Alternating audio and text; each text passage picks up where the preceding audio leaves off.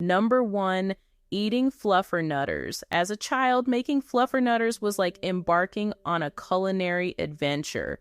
I remember those commercials vividly, with their vibrant colors and catchy jingles enticing me to whip up my own masterpiece. The simplicity of spreading peanut butter and marshmallow fluff onto soft bread held a certain magic, a magic that transformed ordinary ingredients into a sandwich fit for a king. Each step in the process was a thrill. Scooping out a generous dollop of marshmallow fluff and spreading it with precision across the bread felt like painting a masterpiece. The peanut butter, creamy and rich, added a satisfying contrast to the sweet, pillowy fluff. And when the two came together, it was a symphony of flavors, a perfect harmony of sweet and salty, smooth and sticky. But it wasn't just about the taste, it was about the experience. Making fluffernutters wasn't just about satisfying hunger, it was about indulging in creativity and imagination. It was about taking something ordinary and turning it into something extraordinary, something that sparked joy with every bite. As I grew older, my love for fluffernutters didn't wane, but it did evolve. Nostalgia mingled with a tinge of horror as I looked back on those childhood meals. I couldn't help but cringe at the thought of consuming what essentially amounted to a metric ton of sugar between two slices of bread.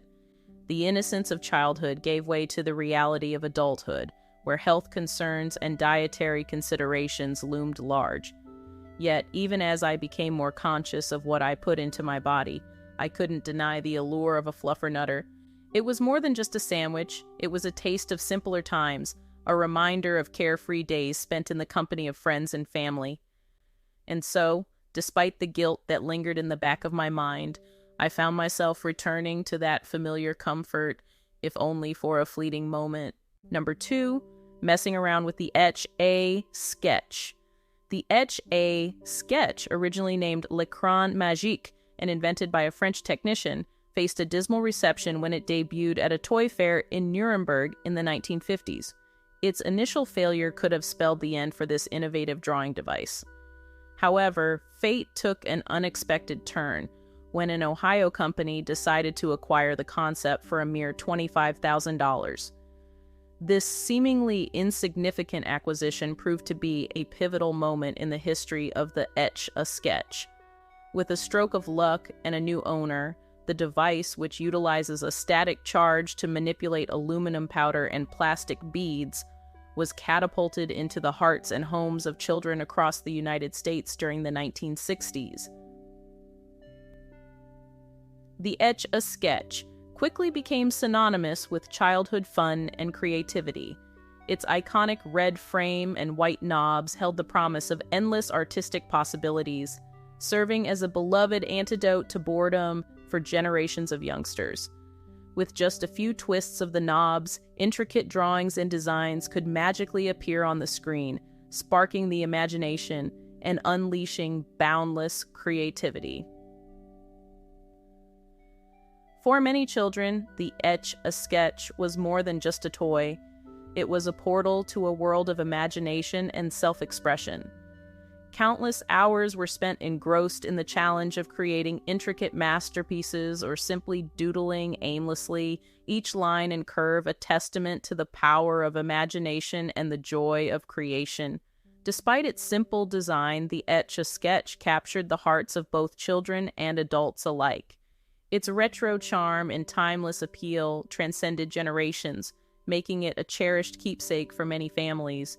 Whether used as a tool for artistic expression or as a source of entertainment during long car rides, the Etch-A-Sketch left an indelible mark on the memories of those who grew up with it. In today's digital age, where high-tech gadgets and screens dominate the toy market, the Etch-A-Sketch remains a nostalgic reminder of simpler times. Its enduring popularity serves as a testament to the timeless appeal of hands-on creativity and the enduring power of childhood play. As we reflect on the legacy of the Etch-A-Sketch, we are reminded of the joy that comes from embracing the simple pleasures of imagination and creativity, reminding us that sometimes the most memorable experiences are found in the simplest of toys. Number 3, singing along to the sound of music. The 1960s were an era of cinematic brilliance, offering a treasure trove of memorable films. Among these, one particular gem stood out for its ability to captivate audiences of all ages: the 1965 Rodgers and Hammerstein musical, The Sound of Music. This cinematic masterpiece not only entertained viewers, but also left an indelible mark on the hearts of children around the world. Its timeless appeal lies in its enchanting storyline, unforgettable characters, and of course, the irresistible music.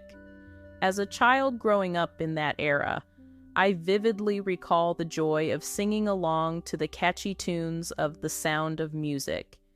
Each song seemed to transport me to the lush hills of Austria, where the Von Trapp family embarked on their remarkable journey.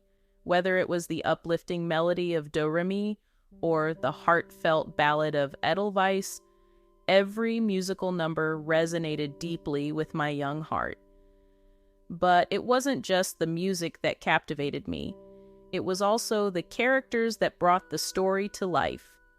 Julie Andrews' portrayal of Maria, the spirited Austrian governess, remains etched in my memory as the epitome of warmth and kindness.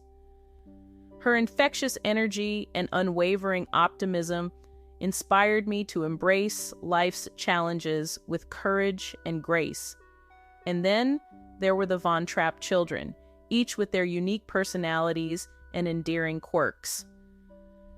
From the mischievous antics of Liesel to the adorable innocence of Gretel, I found myself completely enthralled by their adventures.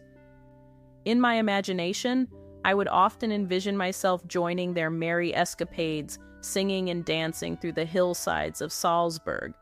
But perhaps what resonated with me most profoundly was the theme of family and belonging that permeated the film.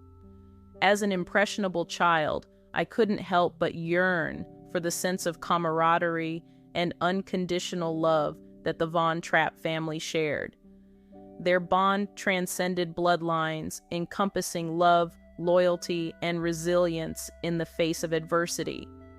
Looking back now, I realize that The Sound of Music was more than just a movie. It was a source of comfort, inspiration, and endless wonder. It taught me the importance of following my dreams, cherishing the bonds of family, and finding joy in the simplest of pleasures. Number 4, making tie-dye. Tie-dyeing, a quintessential crafting activity from the 60s, evokes nostalgia and creativity. Back then, it was more than just a weekend project. It was a cultural phenomenon, a way to express individuality and embrace the counterculture movement. The process was simple yet captivating. Scrunching up a plain t-shirt, carefully placing rubber bands to create intricate patterns, and then immersing the fabric in a vibrant concoction of dyes. There was a certain magic in the unpredictability of tie-dye. Each garment was a unique masterpiece, bursting with psychedelic swirls and bursts of color. It was a form of artistry that didn't require formal training or expensive supplies, just a sense of adventure and a willingness to experiment. And when the dye set and the rubber bands were removed, revealing the kaleidoscopic patterns beneath, it felt like unwrapping a gift from the universe. For many, tie-dye wasn't just about creating fashion, it was a statement, a symbol of rebellion, peace, and free-spiritedness.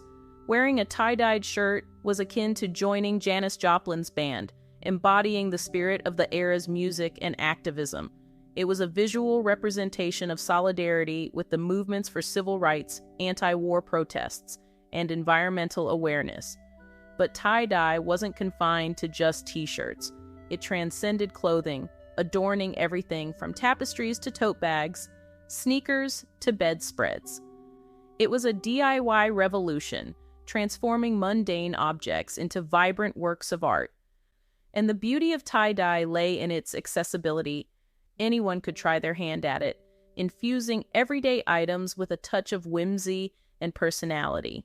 Today, tie-dye continues to captivate new generations, albeit with a modern twist.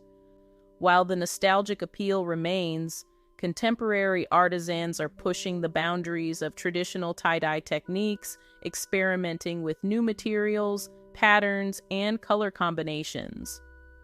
Social media platforms serve as virtual galleries, showcasing the latest tie-dye trends and inspiring others to unleash their creativity.